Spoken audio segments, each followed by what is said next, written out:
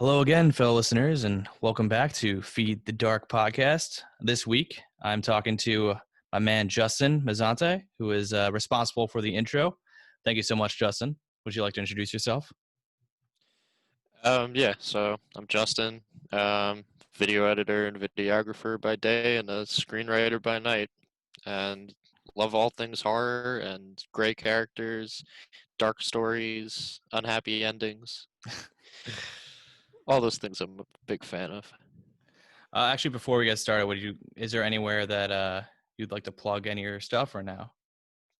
Um, no, not really. Okay, cool. Well, this week we're talking about The Stand by Stephen King, which Justin made me read, and as you could probably see, this thing is like 7 books in length. Like, listen to the sound it makes when I drop it. That it shook my entire table. So thank you for that, Justin. Yeah, We the really big boy, the unabridged version, the yeah. proper version, I think at least. Oh yeah, no, that's what I hear. But I mean, this thing is I rebought it, but I have had it on my bookshelf since like middle school, and I've always wanted to read it because people always told me it was King's best, and I think I started it like 17 times. But even though I'm giving you Yeah, shit, I am happy that you made me finally read this thing. Yeah, I did the same thing. I found it in middle school in the library, and I was like, "Damn, this is a big book." And I picked it up, and I like horror, so Yeah, man. started reading it. Got through the first like 12 chapters, and then picked it up again in high school. Got through the first 20 chapters, and then finally last year picked it up again, and I was like, "Wow, I never really finished it." And especially after finishing the entire Dark Tower series, I was like, "All right, yeah, let me pick up another King book. This is supposed to be, his magnum opus. Yeah, no, Get into that." it's crazy that I was actually intimidated by this because I read the entire Dark Tower series, but I guess just because it was split up, it wasn't as Yeah. it wasn't as intimidating. But this thing always just scared the hell out of me. But I guess we should start talking about what this thing is about and why we're talking about it now. Because you recommended this to me for a very specific reason. I'm not too sure if you remember, but Oh yeah. Well, the stand right now is definitely more relevant and I would say scarier than ever in how close it is to the coronavirus and Captain Trips, which they call the virus in the stand, actually spreads very similarly. And there's a chapter in there, chapter 6, is the one that's really the scariest right now because it goes through an entire community and how it spreads from person to person, and it's just like scary. And then the outcome of it killing 99% of humanity and leaving the survivors who had an immunity to rebuild society is really big right now too. yeah, no. Whenever I mean, my parents have CNN on like repeat, so or just on constantly. So whenever when I was reading this, I would just go upstairs and just like be like, Jesus Christ, this is like, it's pretty unfortunately prophetic in a lot of ways. Just Yeah. how people's reaction to this type of virus, and yeah, like as you said, that one chapter where it changed perspective every paragraph to Yep. people's, that was very very relevant. So it was very strange to read it while isolated in my basement from most of the world, but yeah. Yeah. Even King came out and apologized and said, "I'm sorry that you feel like you're stuck in one of my books." I think I actually saw that. That's kind of hilarious. Yeah, like he was on point with this. I mean, it's so similar to today that it's scary. Like, I actually, after that chapter, I had to put it down. I was like, shit, like, now I don't want to go outside. I want to take a shower, wash my hands, bathe in hand sanitizer. Like, it's when you actually see how it spreads and how it moves in ways that you don't think that it does is the scariest part. And like, sure, we don't have our necks blowing up, and basically, Captain Trips was really similar to the Black Plague and the symptoms and how people die.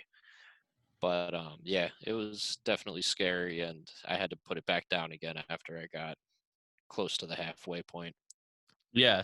Speaking of which, we are just talking about the first half of the book right now. Really focuses on the spread of this disease and how it affects everyone. But actually, a chapter I found equally as disturbing was the second round of deaths. I don't know if you remember that chapter, where it went through all the people that died not of the actual virus, but like babies who were left unfed, who were immune, or people just like not getting their medication because everyone else around them was dead. even though they were immune. I thought that chapter was equally as disturbing.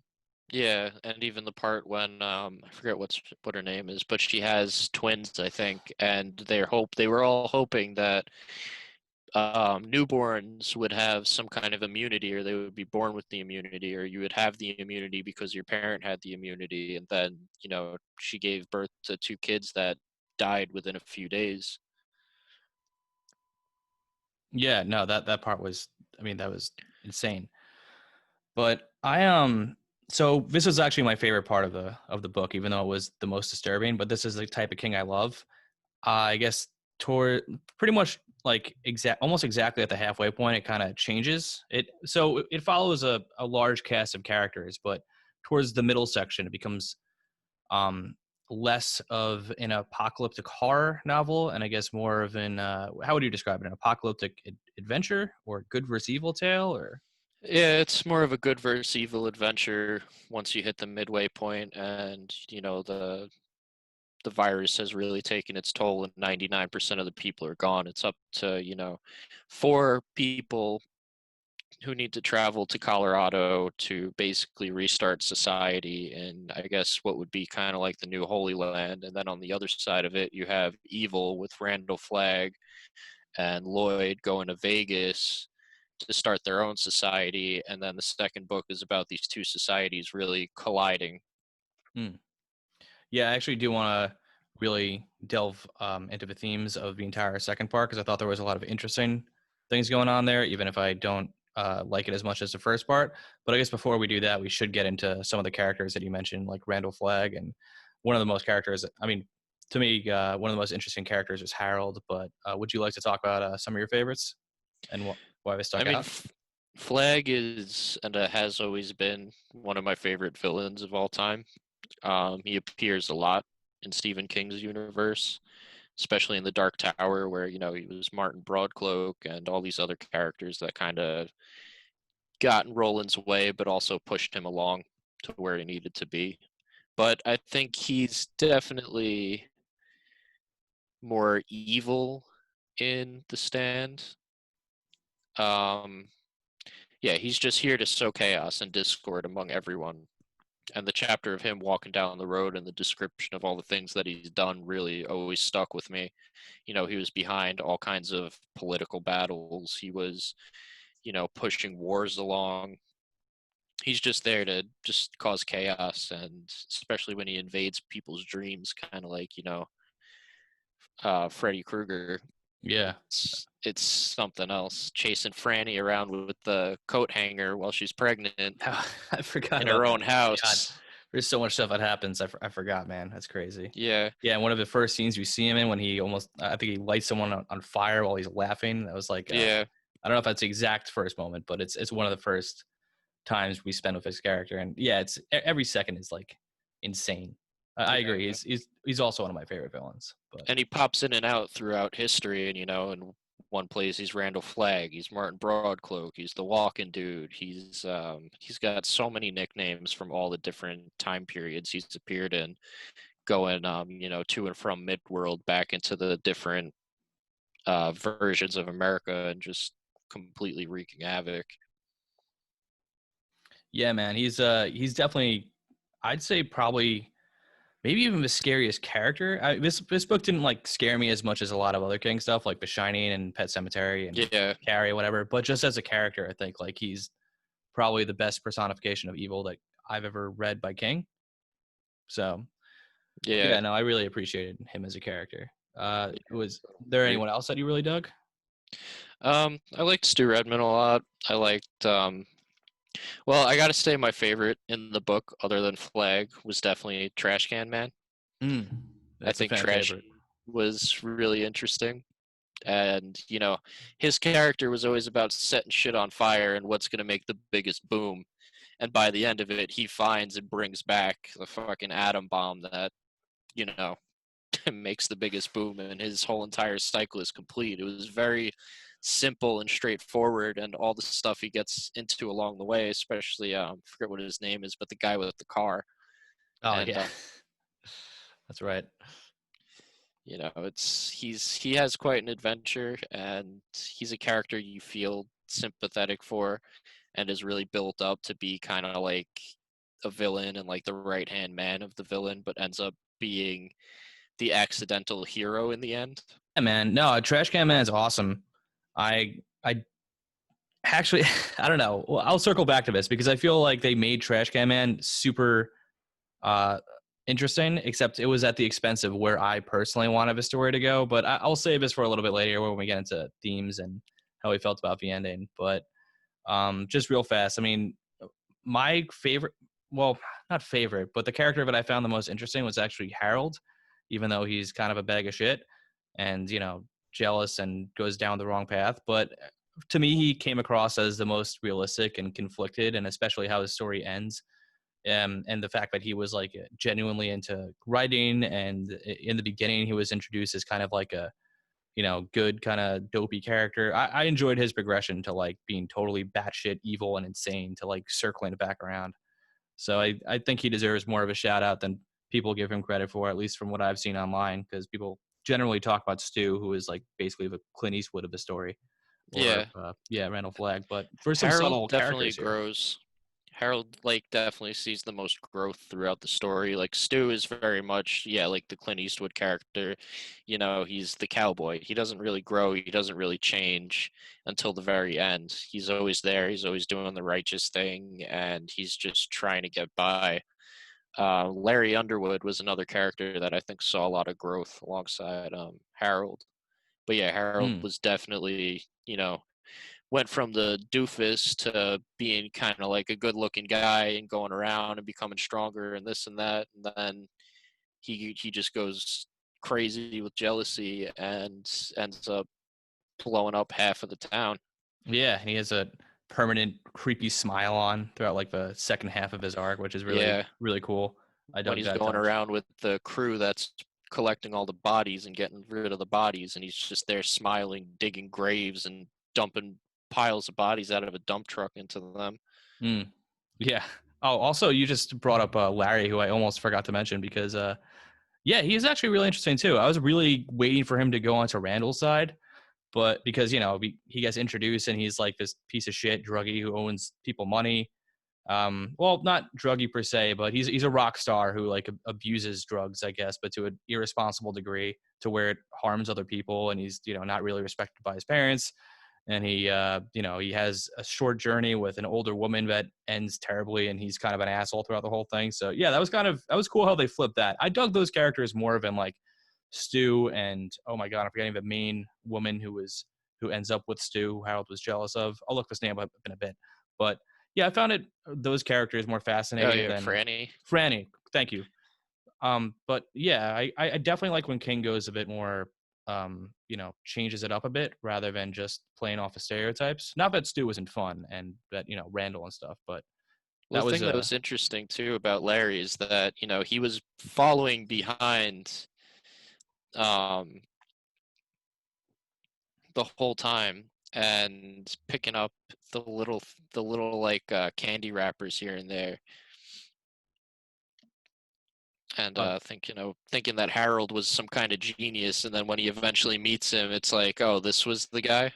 yeah, this like smelly fat kid who like is obviously malicious, and yeah, that was pretty cool. I was actually kind of thinking that would originally be the turn of Larry because he would just follow Harold and they would both kind of go to Randall. But Yeah, anyway, but yeah, I should say real fast, the reason that we're kind of discussing it like this which is a bit different than the other episodes, is because there's so many freaking characters in this book that if we sat here and went through the plot in a general way and picked apart each take character, forever. it would be like 3 episodes long. So that's why we're kind of just picking out the ones we love so much.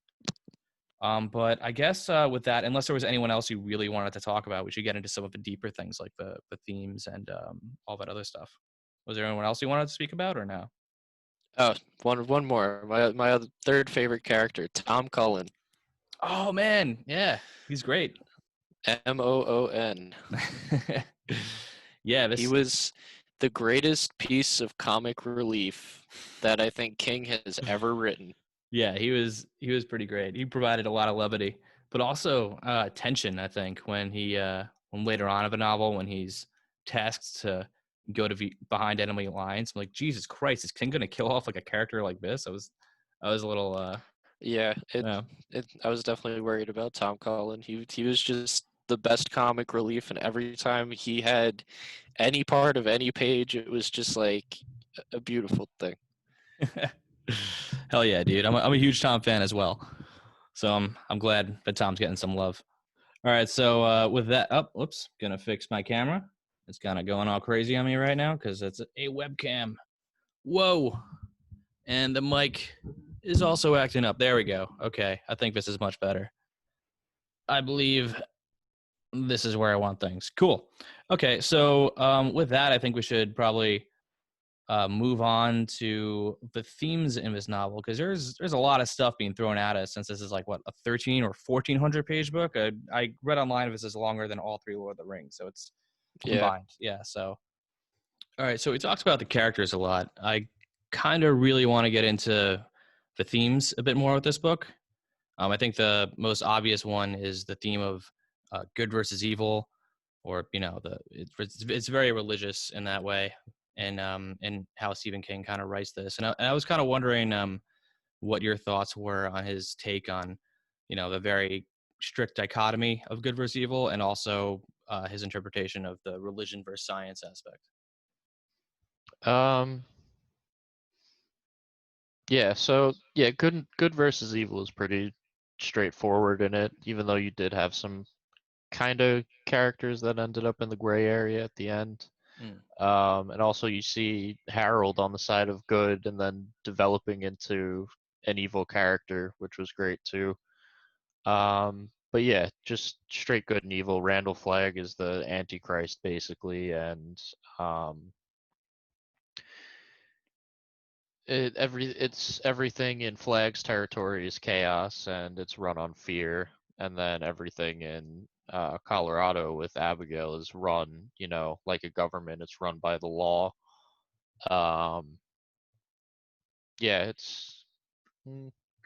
I would have liked to see a lot more of a gray area with some of it, but I think it still worked really well.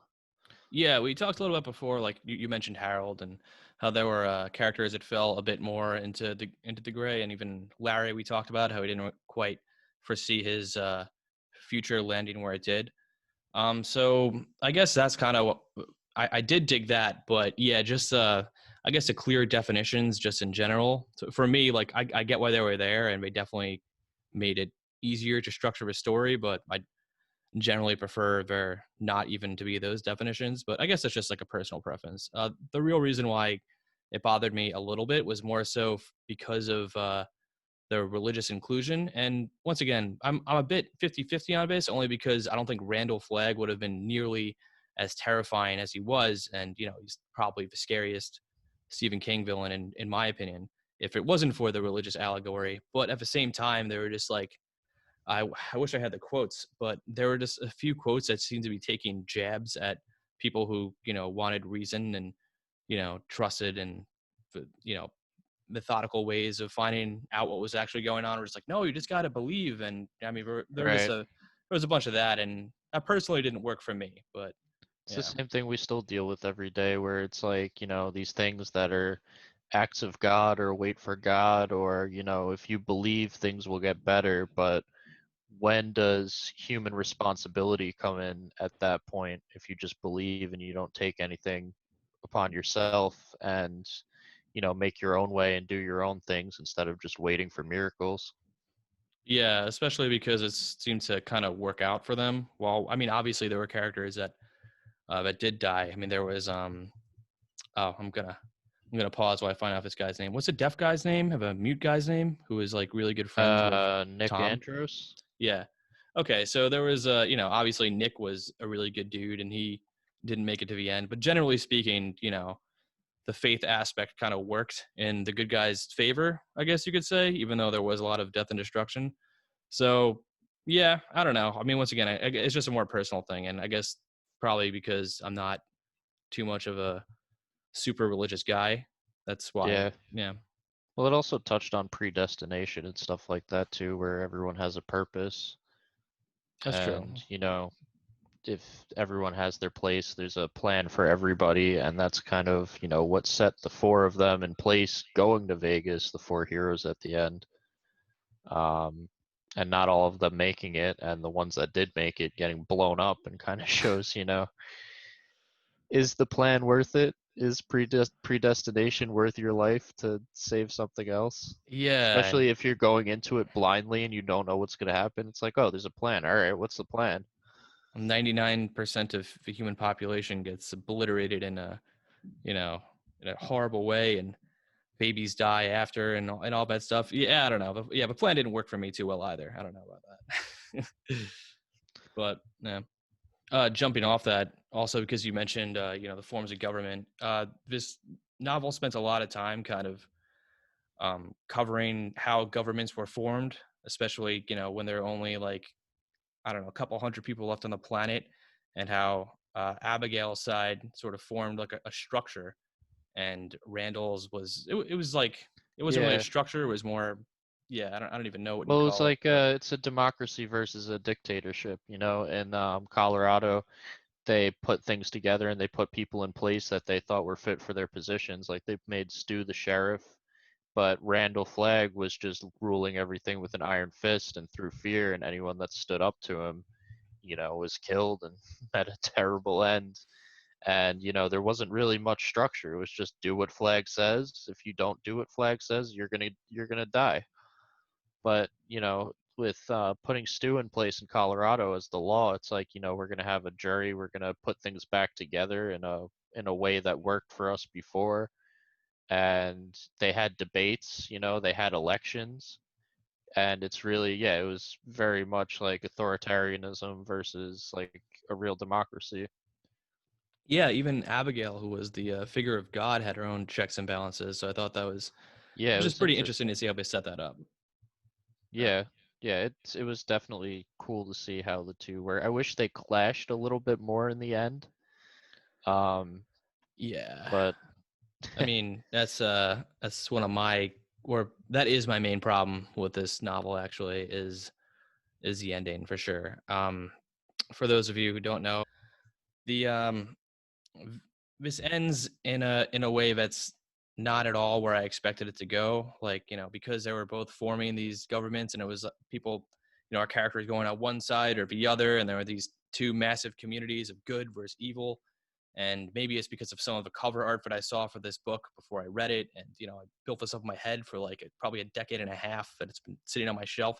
I was expecting this like epic, like 400-page long battle, or at least like towards the end. I was expecting the last like part, because it's split up into like 5 or 6 parts, to be like an all out just war, and we didn't really get that. That kind of brings me back to the religious thing too, of just being in the right place at the right time. And yeah, I don't know, what were your thoughts on that, especially on first read?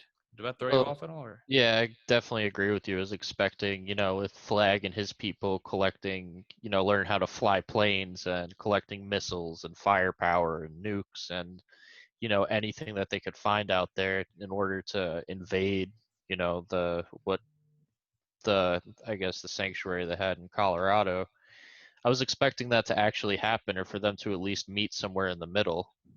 But the closest we got to that was sending Tom Cullen in to kind of spy on them, and that was then just sending the last guys out there, and or the four heroes, and just like it was very anticlimactic. But like I said, King's not known for writing endings. It's all about the journey. It's the same with the Dark Tower. That I thought was a pretty disappointing ending to a great journey too. Yeah, I remember feeling that way too back when I read The Dark Tower. I haven't read it since like I guess high school or the beginning of college, whenever the last one came out. But yeah, so I don't remember all the details, but I remember feeling that way for that. But I mean, there were only a few that I really loved by King, like Carrie. I think is great. The Shining's fine, but it didn't like upset me. And yeah, Misery was good, but I could list them on one hand. Yeah, it seems like his longer works, he has a more difficult time writing a real hard-hitting ending to, and I think it's because he also gets attached to the characters as much as we do along the way. And that's another reason why I think the length of the book is justified, because it's another one that's just all about the journey, and the more time you get to spend with these characters, the better. Mm. Yeah, no, I think he actually had writer's block at some point while writing this and put it down for a while. And it wasn't until the terrorist attack by Harold where he thought of that, where he finally picked it up again like months later or something. So yeah, I mean, he killed a few characters there, but I definitely feel that he didn't want to sacrifice too many of the main cast because maybe he just felt too connected to them or something. But Yeah, Stu had to get if Stu didn't get a happy ending, I would have probably been upset too, but at the same time, he could have been the one to go and have, a standoff with Flag, have a fucking duel with him or that's what I thought something. was going to happen. I thought he was going to like something was going to happen to like, Abigail was going to somehow power up Stu and they were going to have some sort of battle and he'd sacrifice himself because especially his conversation with Fran before he left to go on the final journey, at least to me, kind of read like it was going to be like a, hero's farewell kind of thing. I mean, maybe that would have been too normal of an ending for some, but for me, it would have been satisfying because it felt like they were building that up and then just kind of, didn't follow through. But I don't know. But yeah, but I'm glad, but I'm actually a little bit surprised to hear you agree with me on this because in preparation for this episode, I watched a lot of YouTube reviews for this and I went on Amazon and saw the reviews and Goodreads and all that. And there wasn't like one person that gave this negative review, at least that I could see, or at least like no one that gave like a full analysis. Everyone that I've ever come in contact in like real life too has always praised this as being his best, but I've always gotten the impression that there was like literally nothing wrong with it. And I guess that's part of why I was expecting like, this epic ending. But I think you're the first person I came in contact with to actually express some flaws in it as well. So I'm glad. Yeah, Yeah. I had the same feeling finishing this as I did with the Dark Tower, where it's just like that was it. Like this whole entire journey building up to this point, and that's all you got from me. Yeah. Yeah, like I wanted to jump back into it. The same with the Dark Tower, just to be with those characters again. But at the same time, looking at the page count and having another stack of books I wanted to get through, I was just like, all right, 10 years, I'll pick you back up and we'll go on this ride again. Yeah, man. It was certainly very, very lengthy, and it took me like 3 weeks to finish this, and I usually just like power through. But I mean, it was probably my favorite King journey. I think. I mean, I still like a couple books more, like Carrie of a Shining, whatever. But I think like it was probably his most well written, just in that like every character felt incredibly well realized, and it was pretty I guess the world was just so clear, and especially in the beginning chapters when he described everything. So I really did like it. I know I'm giving off the impression that like I didn't, but it's really just because what came before it was so awesome. So It was close to 10 out of 10 book for me, but I had to give it, around a 8 or 9 just because of the last third and how it felt. yeah, for sure. But the first half of the book, or the first 3/4 of the book, were pretty incredible, and I was hooked. Like I usually jump back and forth between the audiobook and the regular book. Like I listen to the audiobook in my car, and I was like getting home like around the block, and then another chapter would come on and be like, shit, all right, got to take the long way, gonna go drive around for another hour till I finish this. Yeah, I definitely ignored a lot of family bonding time because of this book. Yeah. And friendship bonding time as well, actually. Yeah, he knows how to hook you. Yeah. Almost all of his books, they hook you. For sure. I actually we talked about the ending, but we actually didn't talk about the very last chapter. I actually liked this ending. I don't know how you felt about this, but do you want to get into that a little bit? Oh yeah, sure. Where does yeah, Flag gets blown up in the nuke that Trashy brought, and I thought that was the end, and it's just Flag in torn clothing standing up out of the water above a bunch of like tribes people. Yeah, no, I don't know who did the illustrations in this, but they really killed it. But yeah, that almost made me think there was going to be a sequel. I actually kind of like that I mean, who knows? There could be one day he made a sequel to The Shining like 30, 40 years later, whatever that was. But I kind of like it being left off like that. I mean, I really like endings like that in general. I mean, like in the original Halloween film, like I was always kind of for the fact that it ended with, Michael after getting shot like 6 times, just being gone, and that was it. And then that was like where it just ended on this, like, not cliffhanger per se, but just like this ominous kind of like he's always out there. So I kind of really dug that this ended on like Randall's just like, even after all that shit with like, almost entire human population getting wiped out and rebuilding, and then this whole good versus evil war, like he's still like, it's not like you destroyed evil forever. That's not how the world Yeah, works. it So always comes back. And I think the only time Flag was permanently destroyed was in the Dark Tower because that was the Keystone world. hmm. I think that might have been the end of him because I don't think he's been in anything since. But I yeah, don't believe so. I'm not. I mean, I've read like probably 20 King books, but they've been spread, or not probably closer to 30, but they've been spread out throughout my entire life. So I actually kind of like, this is embarrassing, but I sort of forgot that Randall Flagg was in the Dark Tower series while reading this, just because it's been so many years since I've read that. But yeah, no. What do you know? What other series he was in general, or no? Because I know he's he like kind of popped was. up I randomly. mean, Eyes of the Dragon, I think, was basically his book. Mm. And that, because if you look at the Dark Tower and the whole entire web that it ties into, Flag is in a lot of those as the villain. I think he was also in Insomnia. I don't remember. Oh, okay, yeah. Insomnia I did read, but I But was. like all of his creatures too, like it even ties into the Dark Tower and has its cousin there, Mm. which was pretty crazy. But yeah, the way that he ties it all together is incredible. It's like, probably bigger than Game of Thrones level. Yeah, he has an entire. I mean, he like pumps out books like several per year. Or at least at one point in his life, it was like a few per year, and Yeah. obviously he's been active since the '70s, so it's He just always a has lot. this thread that he can just sew through anything. And no matter how outlandish it is and ridiculous, it works. Yeah, it's pretty impressive the fact that he's pretty much the Ozzy Osbourne of authors in terms of drug use, and still manages to connect all these dots. Oh yeah. Or at least was. I know he's been sober for years, but I know he wrote. I think it was Tommy Knockers, just like in one night, just like on cocaine, and there some crazy stories about King. Yeah. But so speaking of, we kind of briefly skimmed over how long this thing was, but do you think it was justified with the length of the novel?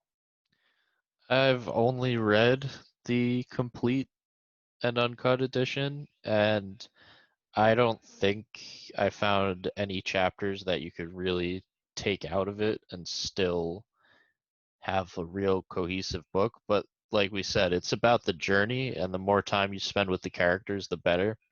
And if, he cut 500 pages out of it, I don't know what the length of the original was. I feel like you would have lost a lot of that and then would have been even more disappointed with the ending.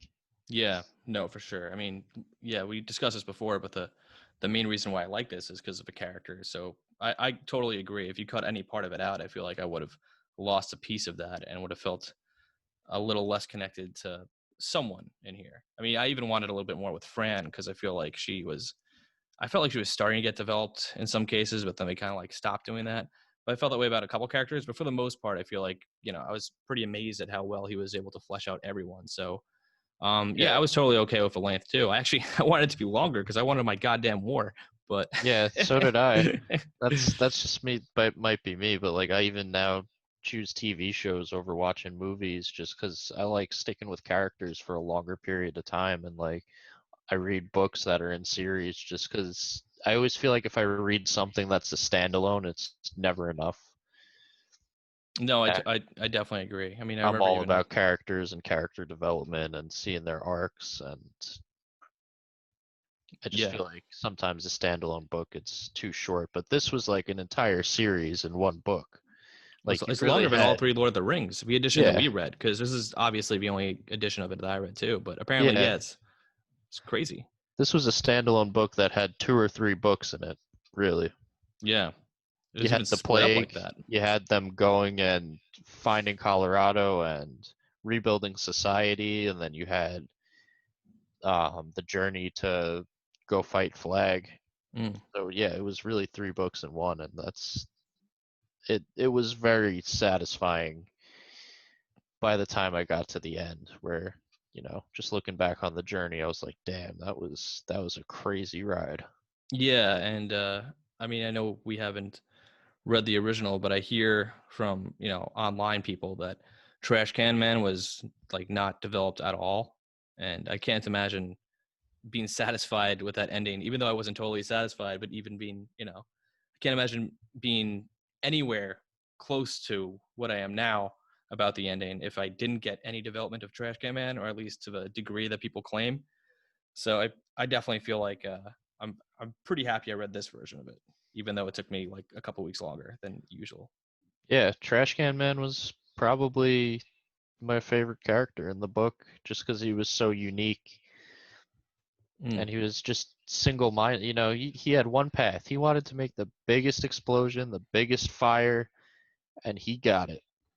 Yeah, he You know, definitely his did. character arc was simple and completely fulfilled. Yeah, no, I loved his just single-minded obsession with fire. That was I don't know why, but that just one characteristic just was such a fun kind of thing. Yeah, and I love the chapters where Flag's men were like talking about him and being like he's fucking crazy. You know, it was that trash can man that set the jet on fire, and like, you know, he was just this kind of outlier for them. He was just like this crazy wild card Yeah. that no one knew what was happening in his head. Yeah, that's definitely why he was one of my favorites too. But I guess we're going backwards a little bit, but there were just a few more themes that I just wanted to, or just questions in general that I kind of wanted to pose to you. This is something that I didn't really even consider, but now that I'm a bit older, I kind of get where people are coming from. I know I said before that I didn't really hear anyone complain about this too much, and that it was unanimously loved. But I did just remember there were a couple articles that were written by, you know, actual critiques of literature, not just people online that did critique it a little bit. And this accusation is not specifically just for this novel too, but for a lot of King's work. And that is the accusation of racism, which at first when I read that, I thought it was kind of ridiculous because I know that King is, you know, he's a very progressive guy and he has includes, at least from, you know, my perspective, an array of different characters. But the accusation was because they, you know, had the use of the magical N word, pretty much, not the hard one, but you know what I mean. And that kind of portrayal of just like, you know, that whenever he has a person of color, they have to be like this magical voodoo type person. Like in The Shining, it was Halloran, and they cited a lot of other works too. And in this one, it was Abigail. I bet she wasn't as like developed, and it was just like, oh, black person, magic kind of thing. So I kind of wanted to get your perspective on that. Well, mm, I don't think it was racist. I think he created kind of like a stereotypical character with Abigail, but you know, it's also you're seeing her through a white man's eyes, and when was it written? The 70s? I could look And this up real fast. it was just a different time. Like it's I don't really think he was racist, and if you 78, yeah. yeah, 78. But also like he makes a point of the racism in a lot of his books, like The Dark Tower, like Odetta Walker or Susanna or whatever. You know, when she comes out of the doors, she's spitting all kinds of crazy shit, and like I'm like, damn, King wrote this. Like, how did this book get published? A white guy writing what she's saying? That's insane. But if you look a little deeper into it, it's more of a social commentary, I think, than it is like blatant ignorant racism. Oh yeah, I should clarify real fast that I don't think any of this is, you know, ill intentioned. I'm pretty fairly confident, you know, just based on King's work, and you know that his stance on racism is pretty firmly against it. I just think this, you know, as you said, because it was published in '78, it might have been just like a minor blind spot, but I don't think it's nearly as egregious as some of the critics I've read. But yeah. Yeah, I don't think it was like on purpose in any way that he did it. It was just, you know, I guess maybe he was a little underexposed to that world, but at the same time, like, he had those characters. Like, he didn't just whitewash the entire book, and he included these characters in a time that, you know, inclusion still wasn't the greatest it could be. Yeah, it's kind of where I stand. And also, now that I'm thinking back, it is the book, excuse me, is pretty problematic for some other reasons. Um, but child orgy being the main one.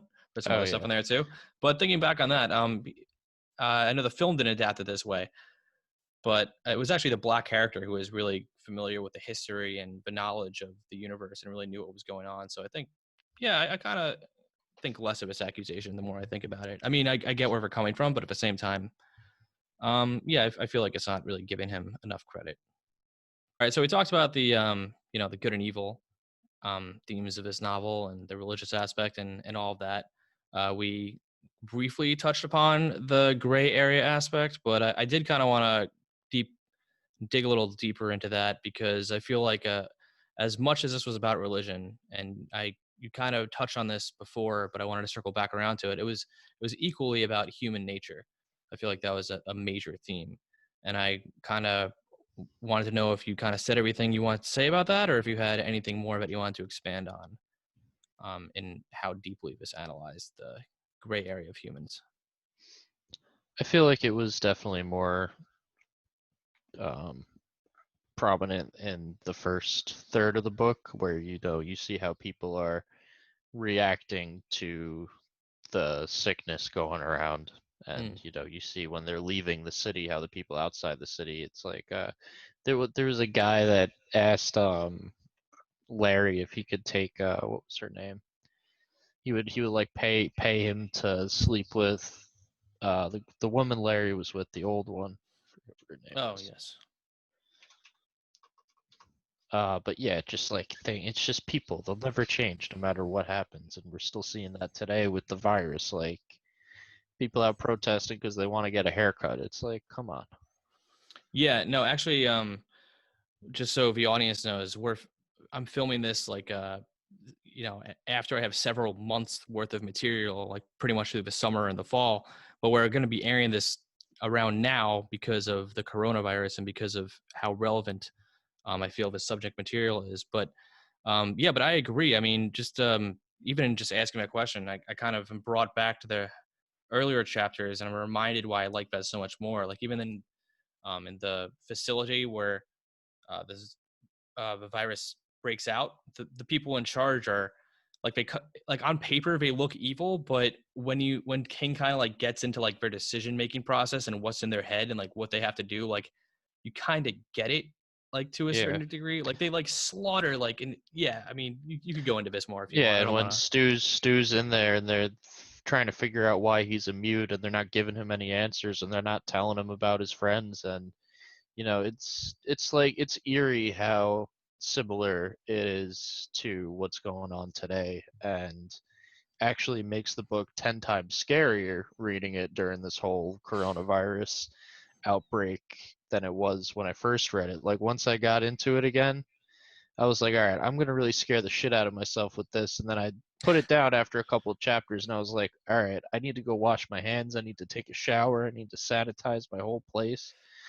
Yeah, dude. I mean, I read this. Well, I started it before I actually got the virus, so I started a little bit before. But I was reading the ending chapters of part of the first half of this while I had Corona, and I was like Jesus, and I would just turn on the news and would see the exact same debates kind of just spat out that were in the novel, and it was this is in '78, now it's 2020, and it's pretty it was very impressive how on the nose King was, only because I feel like he caught every aspect of it, and like this was a part of the novel that wasn't so black and white because you had zealots who were acting kind of crazy but also like very human, like on television. There was I mean, like I mentioned before, if a facility, kind of the things that I was getting at was when the reporters came to visit during one scene to figure out what was going on, and they just executed all of them because Yep. they didn't know if it would cause a wise panic and if that would cause more deaths, and there's this whole kind of like measuring like consequences. And Yeah, and you had the so, scene at the college where they were protesting, and then the oh military came man, in and just mowed them all down because they didn't want it to get out to the public. It's like, the same thing we're seeing today with suppression of information and all the misinformation and propaganda that's out there. You know, I mean, The Stand, Captain Trips is like a worst case scenario of what we're going through right now, but at the rate we're going and the world is going, and you know the way the public is reacting, I think we're on a path to The Stand if this doesn't get better before it gets worse. Absolutely. And yeah, I mean, real life is, I mean, it's obviously 99% of the population isn't, torn out or anything, but real life has been terrifying me just because even in a situation like this, where there's a global pandemic and not to get too personal, but, I've known people that have, passed away from the virus. And, obviously, I'm in New York, so I know a ton of people that are affected from it.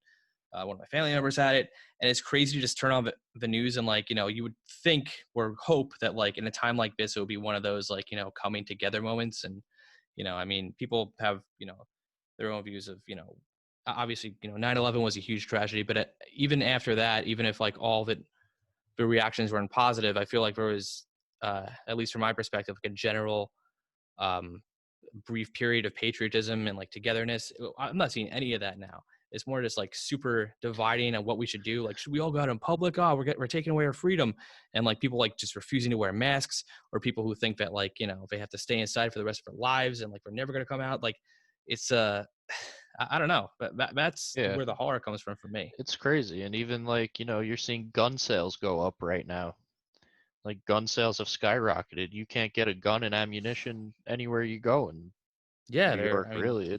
I've seen pictures of just lines just surrounding the shopping centers. Yeah. It's if it comes down to it, and if this isn't gone in a year, we could be seeing the next American Civil War, Mm. which is scary to think about too. Yeah, no, it's crazy for just so much confusion on what the moral thing is to do. It's kind of insane.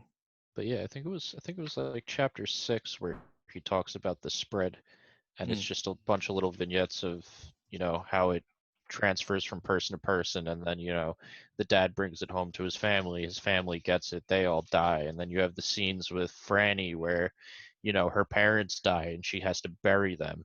Yeah. Like, Or someone visits a state for a minute and a police officer pulls her over, and yeah, it's yeah, it's scary stuff now. Or maybe it was chapter 5. Well, it was yeah, one of the early chapters where he goes through it, and it's just 100 different ways it spreads and affects people. And then a couple chapters later, we're in the thick of it where everyone's dead and everyone's burying their family members and they can't figure out why they're immune. And yeah, maybe it's because of the time that I read it, but those two chapters, the one just where paragraph to paragraph it changed perspective on how it spread, and the other chapter after that where it went paragraph to paragraph, change your perspective of a new character of who died after the virus kind of thing from the leftovers.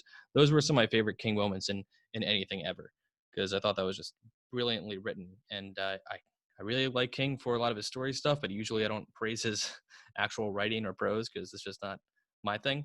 But that was where I think one of the few instances where for me he really shined.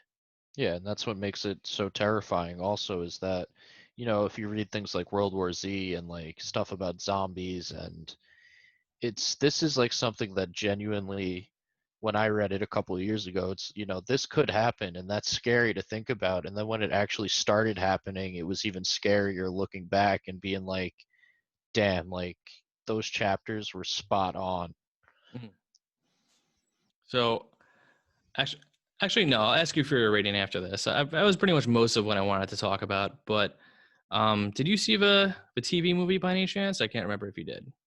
I haven't seen it since it probably, I don't know, since I was in high school, maybe. Okay, I I've don't been remember advised much against from it. it. I was just Yeah, curious. I don't remember it being that great. Okay, yeah, no, I heard it wasn't that good from a ton of people, which is why I didn't spend hours of my life on it. Yeah, But it's like you take the abridged version and then you cut it down even more. and add in the TV acting and all that And stuff. the I mean, special effects were god awful. I bet, dude. You know what I did waste time on? The fucking Shining TV series, the miniseries that King did after Kubrick.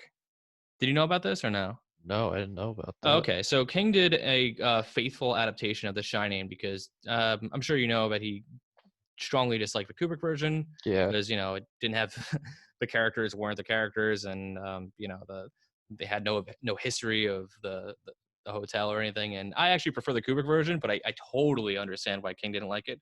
So he made this TV miniseries, and it was like beat for beat the same theme or same like scene, excuse me, of his novel, but it was just like with 1990s like shitty special effects that looked a billion times worse than like the 1980 film, and TV acting to like it was just like soap opera level, and it was like hours and hours long, and just like it was like they tried to direct it badly. And the kid actor Danny, like I know kid actors aren't usually good, but this was just like hysterical. So I imagine if a stand is like that, I mean any TV adaptation from King is just like I can't trust it.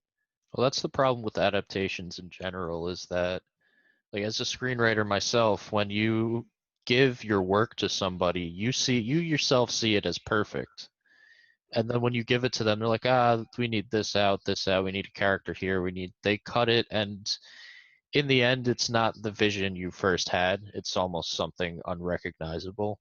Yeah. And it hurts when that happens. So I understand why like he wanted to do it himself, and that's like the beauty about people like Quentin Tarantino. Like, he writes, directs, he does the whole thing himself, and his vision stays true that way. Because once you give it to someone else, it muddies the waters a little bit, and they want to inject their own creativity into it, and it makes it difficult to kind of keep your vision true.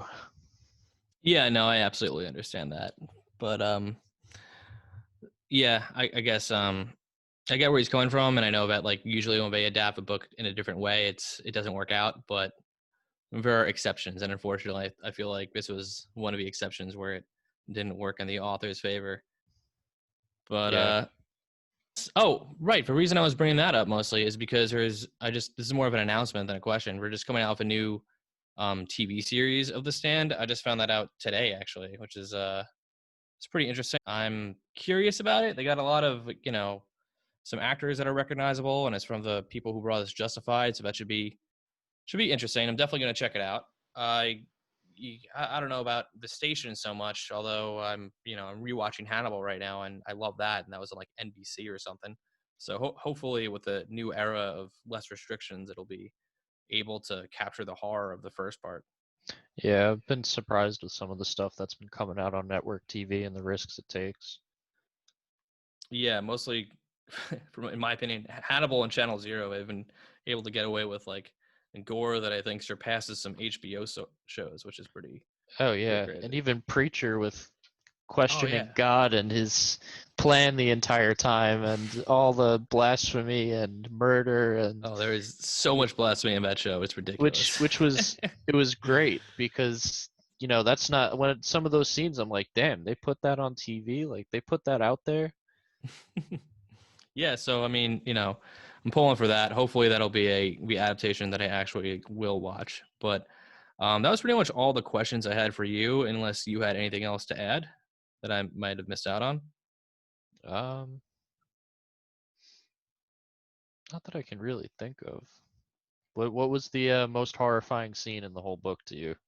Oh man, most horrifying scene. There were a few. I'm debating between a few. Like, When not. Larry, huh? Oh yeah, yeah. No, that's because I was just thinking not related to the virus, since we talked about that, because there were some general, terrifying scenes in there that were just.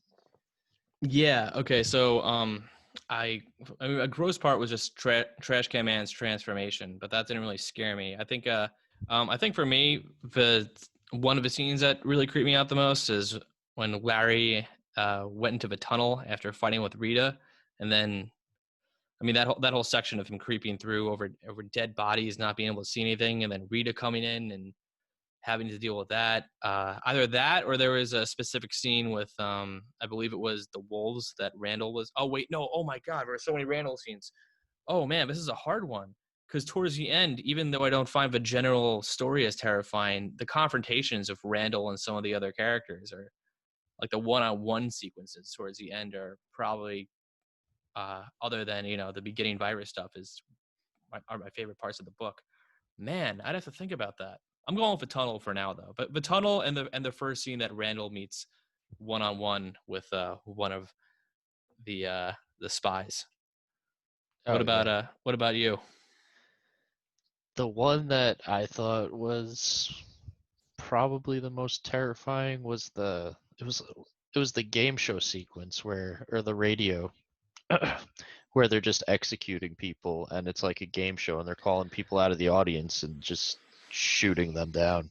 Mhm. That and the scene with Lloyd in the prison cell where, the lights are out, the power's gone. He's taking little pieces of bologna out from under his mattress and pieces of sandwich and eating them, and then he eats the rat, and then he's looking at the guy in the other cell and he's pulling his leg over, ready to eat his leg, and then Flag shows up. Yeah, that was that was pretty descriptive. It was just so tense. Like those scenes were just so tense. There wasn't, you couldn't take a breath of air for them. Yeah, it's pretty impressive that King managed to that King managed to keep that tension throughout the entire, pretty much almost the entire time of the novel. Yeah. For this length to like still have that moment of tension just at that point is it's not an easy thing to pull off. Yeah, and there were a lot of other like jarring scenes too, like when Larry wakes up and he looks over and Rita's dead because she overdosed on pills in the tent. That was another one I was thinking of. I was saying. like, damn, that's dark. And then like the mother who had the twins and they thought that the babies would be immune and it turns out they weren't and they had to bury them. Yeah, he certainly, for someone who didn't kill off much of his main cast, he really went places. Yeah, like looking back on it, it's like now that I'm really thinking of the stuff that wasn't related to the characters that went on, especially the college massacre, and it was those chapters were definitely the scariest, and I don't know if they were cut or not from the abridged version, but those were some key moments that really fed into the horror that the world was experiencing. Mm. Yeah, no, I definitely agree. Because if you just stuck with the characters, it's like, yeah, they're not going to die. They're all going on this journey. Like there wasn't much of a threat to them. It felt like throughout the book until the very end. But the stuff that was going on around them in the world was definitely upped the stakes for the characters. Because you'd think like, oh, are they going to run into this person? Are they going to end up here? But yeah, it was. I think the stuff happening outside of the characters' journeys was terrifying. Yeah, no, I absolutely agree, man. Now, this is usually where I ask for your rating on the novel, although I believe you said somewhere between an 8 and a 9 before out of 10, correct? Yeah, I'd give it a 9 out of 10. That's fair. I'm conflicted. I mean, I think I might have to go 8, and I know that might seem low for something as well-renowned and epic as A Stand, especially for something that I enjoyed so thoroughly and think is some of King's best work overall. But I've mentioned this a few times. For me personally, I prefer his shorter, concise stuff, which is why I also really like his son's work, Joe Hill, is because I think it cuts out a lot of the fat. Not that there was too much fat here, but yeah, it's just a style I prefer, and also the ending for me. Really, even though I got what he was doing, and I got that he was like subverting expectations and the point he was trying to make and all that, I still, even with all that, and even though it would have been obvious, I still would have personally preferred that major action sequence at the end. So Yeah, yeah, same here. That's what brought my rating down. Actually, if it was when I first read it, I'd give it an 8 out of 10. But then, like reading it now, it would boost it up to a 9 out of 10, just because it's got that extra layer of horror in it. That's totally fair, man. I definitely get why people consider this his best work. Yeah, but I still think Dark Tower is my favorite King series of all time. But this is the second best thing I've read by him, and then Needful Things probably comes in third, and Insomnia after that. I should read Needful Things. I don't think I've read that one, but first I have to read The Dark Tower at some point. Whenever I decide to, re-embark on that 7-novel journey. Well, they're supposed to be making a TV show of it. Good, because that movie was shit. Because they're oh, I didn't even see the movie. I won't see it. I don't believe it exists. It doesn't. Fucking dog shit. But yeah, I think they're making a mini series of Wizard and Glass, which was actually my favorite Dark Tower book. Oh, me too. Yeah, that was my favorite as well. Like that, even as a standalone story, if it wasn't related to the series, is probably top 3 favorite books of all time for me. I totally, well, not of all time, but from King, it was for me, yeah, way up there. Probably like, yeah, top 3 or 4 books from him. Was the high point of a Dark Tower for me. So that's awesome. Yeah. Um, Hopefully they do it justice and they don't fucking screw it up again. I really hope so, man. I've had enough disappointments from adaptations as of recent. Yeah. But I'm gonna kinda- just start writing them myself and sending them in until someone picks it up. you should. Please, screenwriter, save us. Yeah. I'm all for being, when you're adapting, being as true to as you can to, your source material. Absolutely. Okay, so with that, I think we might be done for this episode. But before we sign off, Justin, thank you so much for coming on. I really appreciate it. It was awesome speaking to you. But is there anywhere that you want anyone to find you? Anything to plug or no? Well, I guess you could plug Quickcast Okay. since we made the intro. And Thank you so much Yeah. for the intro, by the way. I don't know if I mentioned this previously, but Justin was responsible for the Feed the Dark intro. So yeah, it was fun to put together. But yeah, that's about it. Hopefully we'll have something coming out soon that you guys could actually watch on TV or in the theaters once this whole virus is done with and production gets started again. yeah. All right, man. Well, we'll stay safe. Thank you so much again for coming on, and thank you guys for tuning in to Feed the Dark. As always, you can find me on YouTube, Libsyn, Spotify, and Apple Music. Thank you.